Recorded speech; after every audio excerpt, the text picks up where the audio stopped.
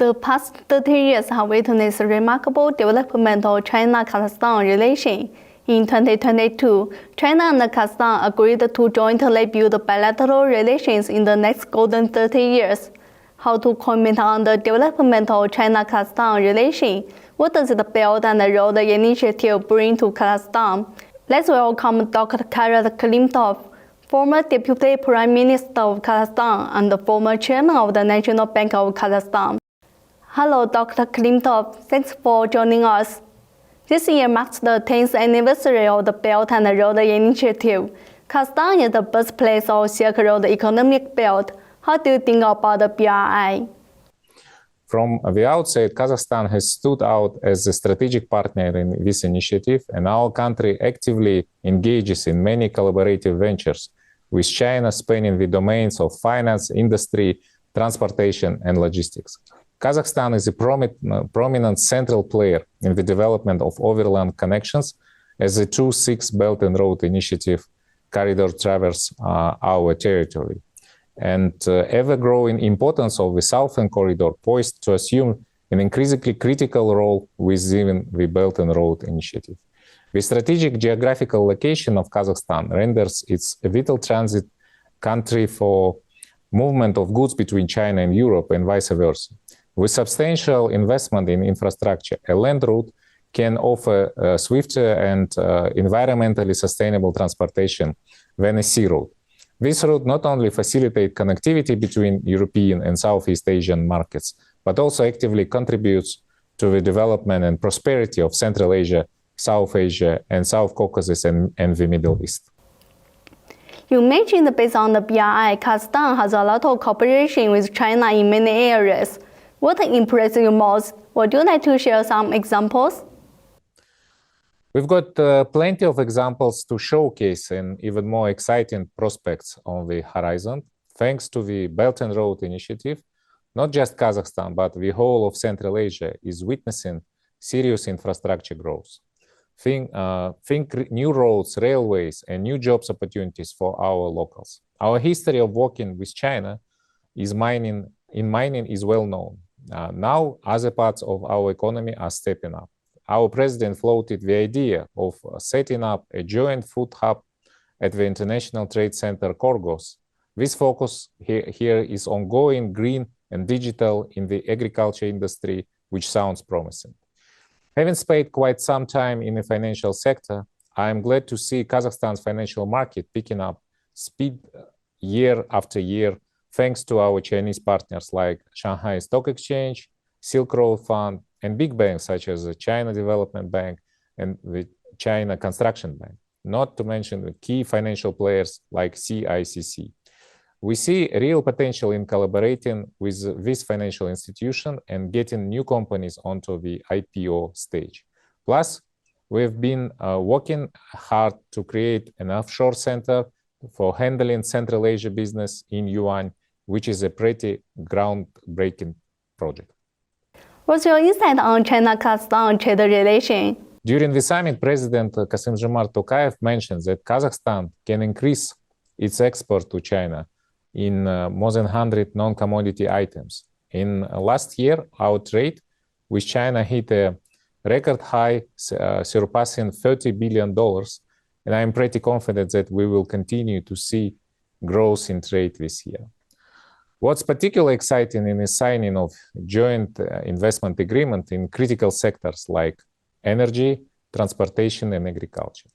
This will boost our economies and creates new job opportunities in both our countries.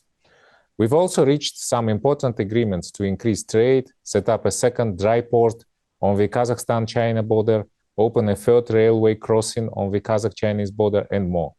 And this summit has already opened up new opportunities for closer cooperation between Kazakhstan and China. And we're looking forward to achieving more success and further developing our economic and trade relations. In terms of green development, how can China-Kazakhstan cooperate? China's remarkable expertise in renewable energy has piqued our keen interest, and we enthusiastically welcome the prospect of Chinese companies joining forces for us on Kazakh projects. The vitality of this industry in China aligns seamlessly with Kazakhstan's ambitious objective of achieving carbon neutrality by 2060. Kazakhstan took a pivotal step towards environmental responsibility in 2015 when we launched a regulated carbon market. In 2022, we reached another milestone by establishment a national ESG club, a platform designed to facilitate the exchange of best practice in sustainable development within the private sector of Kazakhstan. Through my involvement, we successfully issued green bonds for the first time and founded the Green Finance Center at the Astana International Financial Center in 2018. Furthermore, Astana International Exchange became a signatory to the Green Investment Principle of the Belt and Road Initiative in 2019. A few years ago, at the COP26 conference, Kazakhstan committed to elevating the share of renewable energy sources in our energy mix. Significant strides have been made, and we recognize that a significant journey still lies ahead. In this pursuit, China remains a pivotal strategic partner. The impetus for green investment and sustainable development is intensifying within Kazakhstan, as evidenced by the growing discourse in various levels of government, the business community, and society. Kazakhstan highly values its partnership with China, especially when it comes to advancing cutting-edge technologies, particularly in the realm of alternative energy resources.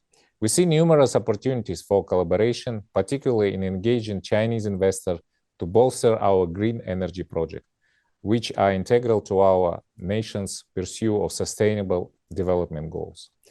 In our joint efforts, we formulated sustainable finance principles specially tailored to the Belt and Road Initiative within Kazakhstan.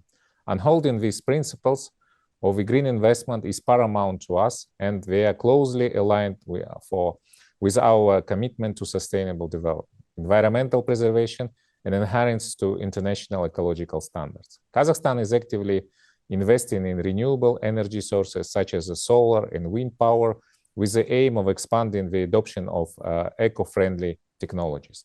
Given China's intensive experience in solar and wind energy, we eagerly participate the involvement of Chinese investors in our collaborative projects. Additionally, the development of environmentally sustainable infrastructure is a top priority for us. It encompasses the efficient utilization of resources and the establishment of sustainable transportation system, which are essential elements in our shared vision for greener future. China-Central Asia relation has opened a new chapter of the first China-Central Asia Summit. What new breakthroughs have been made? First and foremost, it was highlighting the impressive level of participation by the heads of states at the recent summit, and we have seen some significant breakthroughs in regional cooperation, especially between Kazakhstan and China, which is quite exciting. It's heartening to see China's support for the entire Central Asia region, and Kazakhstan, being the region's largest economy, plays a key role in strengthening our multifaceted relations. How do you think about the future of China-Kazakhstan relation? What areas can two countries cooperate? I think over the past decade, the relations between China and Kazakhstan has made significant strides. When Kazakhstan witnessed a remarkable surge in foreign investment in 2022, China's contribution accounted for 1.4 billion into investment, nearly tripling its figures from the previous year, in particular noteworthy.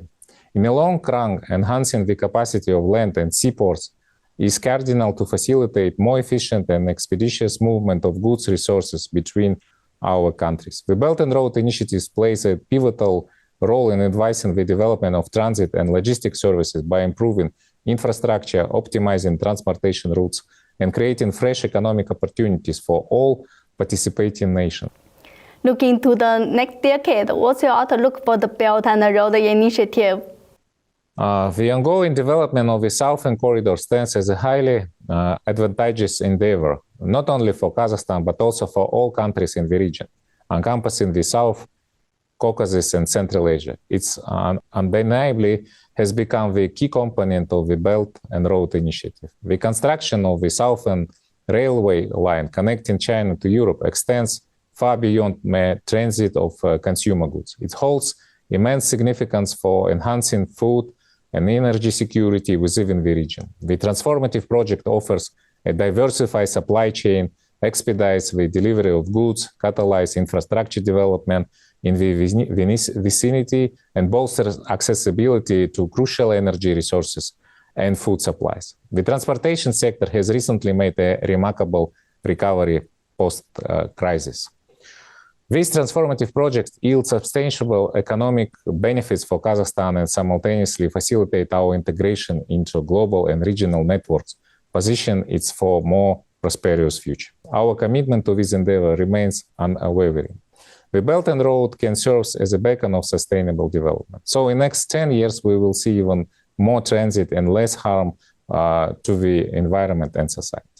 You also serve as the director of the International Financial Forum and have visited Guangdong multiple times.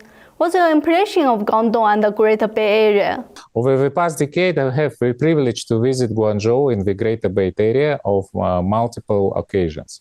I've been great to witness the rapid expansion of the city's infrastructure during this time. And China's strategic focus on technological development has unquestionably proven to be the right course of action. Today, this region's force behind China's economic transformation, boosting a thriving ecosystem encompassing industry, finance, and technology. It has become a vibrant hub for innovative companies, and I'm optimistic that the number of startups from Central Asia will continue to rise there. Looking ahead, I'm hopeful that we will witness an increase in the number of direct flights connecting Guangzhou, Shenzhen, and cities in Kazakhstan in the foreseeable future.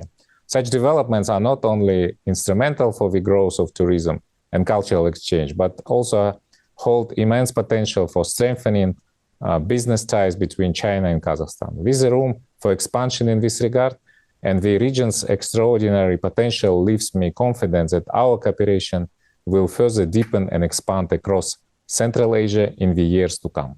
All right, thank you so much, Dr. Kelimbetov. Thank you. Clearly, in the past decade, China-Kazakhstan relations have made big strides. In the next golden 30 years, we believe more cooperations between China and Kazakhstan will take place. That's all for today's show. Thank you for watching. See you.